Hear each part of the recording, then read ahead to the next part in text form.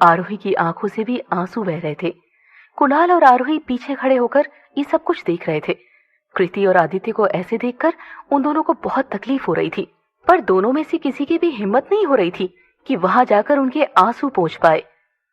इसी बीच स्क्रीन पर आदित्य और उसके दोस्तों की सुखद पलों की तस्वीरें चलने लगी और गाना बजने लगा। यारों दोस्ती बड़ी ही हसीन है, ये ना हो तो क्या फिर बोलो ये जिंदगी है। कोई तो हो राजदार, बेगरज तेरा हो यार, कोई तो हो राजदार। आदित्य के आंसू अब थमने का नाम नहीं ले रहे थे। तभी अचानक से सारी बत्तियां जल गई और अपने सभी दोस्तों, रिश्तेदारों और अध्यापकों को एक साथ देखकर आदित्य हैरान रह गया। उसने अपने चारों तरफ नजरें घुमाई तो देखा कि सारे लोग गेट वेल सून का बैनर लेकर खड़े थे। हर तरफ उसकी सुखद सुनहरी यादों की तस्वीरें लगी हुई थी, जिनमें गमों का नाम तक नहीं था। हर इंसान के पास एक एक गुलाब का फूल था और उसके साथ बिताए पलों की कुछ तस्वीरें भी थी। सब एक एक करके उससे मिले और उसे गुलाब देकर उसके जल्दी से ठीक होने की कामना की। आदित्य इतने लोगों से एक साथ मिलकर बहुत खुश हुआ। सबने आदित्य को एहसास दिलाया कि उन सबकी जिंदगी में आदित्य कितने मायने रखता है। उसकी जिंदगी केवल उसकी नहीं है, इसीलिए इस जिंदगी को खत्म करने का फैसला वो अकेले नहीं कर सकता है। आदित्य की आंखों में आंसू रुक नहीं रहे थे, पर इस बार ये आंसू तकलीफ के नहीं बल्कि खुशी के थे।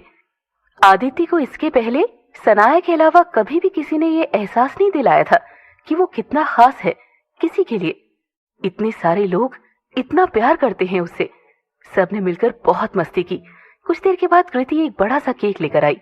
उस पर भी गेट वेल सून लिखा हुआ था। सबने आदित्य का हाथ पकड़कर केक काटा और फिर मिलकर केक का आनंद लिया। कृति और राहुल ने उसके पूरे चेहरे पर केक लगा दिया और बदले में आदित्य ने भी उनका चेहरा रंग दिया। सब आदित्य को फिर से खुश देखकर बहुत खुश हुए। आदित्य भी आज सबसे मिलकर बहुत खुश था। अब उसके मन में भी दोबारा जीने की उम्मीद जाग उठी थी, पर अब तक ये बात उसने किसी से जाहिर नहीं की थी। आरोही भी आदित्य को देखकर बहुत खुश हुई थी, पर अभी तक उसके सामने नहीं आई थी और आदित्य को भी कोई अंदाजा नहीं था कि ये सब आरोही ने ही किया है। रात होते ही सब धीरे धीरे आदित्य के माथे को प्यार से चूमकर घर जाने लगे। आदित्य को भी अब कमरे में पहुंचा दिया गया और सबके जाते ही वो आंखें बंद करके लेट गया। हॉस्पिटल आने के बाद आज पहली बार उसके दिल में सुकून था। आज एक बार फिर से उसके दिल में जीने की उम्मीद थी। वो इन सब से निकलकर एक नई शुरुआत करना चाहता था, पर सनाया का झूठा प्यार और उसका दिया धोखा एक बार फिर से उसे पीछे खींच रहा था। पिछले कुछ घंटों में आदित्य ने सनाया को एक बार भी याद नहीं किया था, पर अकेले कमरे में लेटकर उसे फिर से उसकी यादें सताने लगी थी, जिससे बेचैन होकर वो उठकर बैठ गया। अभी वो इन्हीं सब ख्यालों से जूझ ही रहा था कि तभी उसकी नजर सामने दरवाजे पर गई, जहां एक 6-7 साल की बच्ची हाथ में प्यारा सा गुलाब लेकर खड़ी थी। वो डरते हुए आदित्य की तरफ देख रही थी। जैसी आदित्य की नजर उस पर पड़ी, उसके चेहरे पर प्यारी सी मुस्कान आ गई। आदित्य ने उसे इशारे से अंदर बुलाया तो वो भी मुस्कुराते हुए भागकर अंदर आ गई। दरवाजे के पास आरोही भी छिपकर खड़ी थी, पर आदित्य की नजर अब तक उस पर नहीं गई थी। आदित्य ने उस बच्ची को अपने पास बिठा लिया और मुस्कुराते हुए बोला, आप किसी को ढूंढ रही हैं क्या? हाँ, मैं आप तो ही ढूंढ रही थी, बच्ची ने प्यारी सी तोतली आवाज में जवाब दिया। अरे वाह, पर इतनी क्यूट सी गर्ल मुझे क्यों ढूंढ रही थी? आदित्य ने भी बड़े प्यार से पूछा। तो वो बच्ची गुलाब आदित्य के सामने बढ़ाते हुए बोली, वो मेको ना आपको ये लोच देना था। वो जब सब आपको लोच दे ले थे तो मैं सो गई थी। बच्ची की प्यारी सी तोतली बातें सुनकर आदित्य के चेहरे पर प्यारी सी मुस्कान आ गई। इसी बीच वो बच्ची आदित्य को फूल थमाते हुए बोली, प्लीज जल्दी से ठीक हो जाइए। Thank you. वैसे आपका नाम क्या है? आदित्य ने प्यार से उसके सर पर हाथ फेरते हुए पूछा।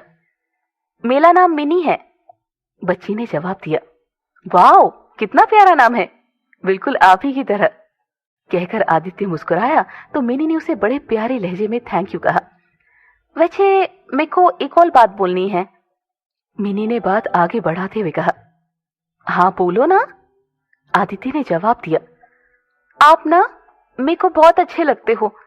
मैं टीवी पर आपकी सारी परफॉर्मेंस देखती थी और फिर जब से आप यहाँ पर आए हो ना, मैं हर रोज यहाँ आकर चुपके चुपके आपको देखती थी, पर आप छोते ही लेते थे।